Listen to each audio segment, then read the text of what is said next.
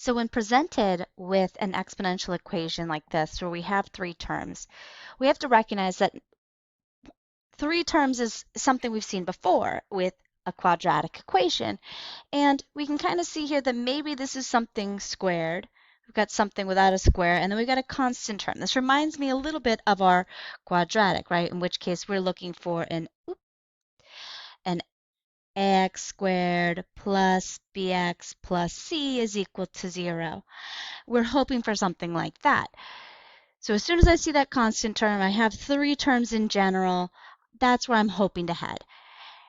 We want to start these types of questions by playing with figuring out what variable expression could be u. And our hope is that there's a u squared also running around in the problem. Typically, textbooks are pretty obvious about these because they're challenging enough on their own, and they will put the u as the middle term, exactly where we would expect to see it. Now, we don't need the negative, right, because there's allowed to be a coefficient on each term of our quadratic. So we're just going to take the variable factor piece only, so this e to the x. And then we can check that this is, in fact, what we see further on in the question. There's our e to the 2x. Oh, yes, because we can multiply our actual exponents. So then we can go, oh, okay, let me rewrite this thing. If e to the 2x is u squared, and if, right, our u is equal to e to the x, we can rewrite this entire equation as u squared, I'm going to keep forgetting to change that thing, as u squared minus u minus 132 is equal to 0. And what happens most of the time, unless we're doing Miss Gina's evil worksheet, is that these things will factor. They're not trying to break your brain. It's enough that you already are doing an exponential equation within a quadratic within an exponential equation. Most of the time these factor. And this one is no exception. 132 is 12 times 11. So u minus 12, u plus 11.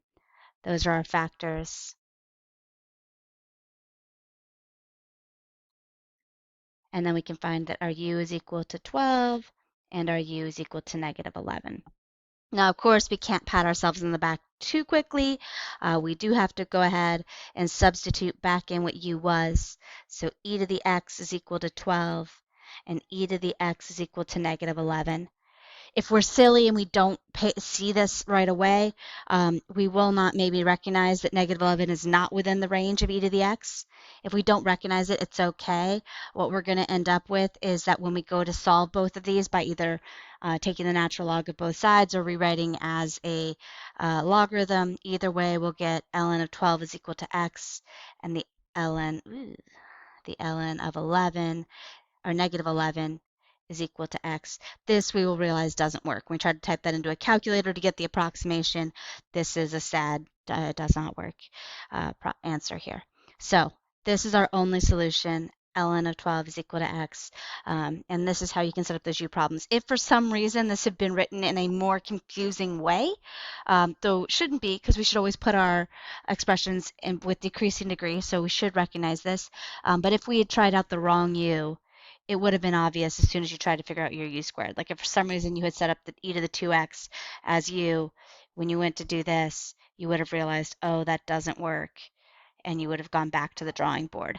And this doesn't mean that every every equation with three terms is going to become reducible to a quadratic. It's just one of those techniques that we should kind of keep aware of as we see equations with three terms.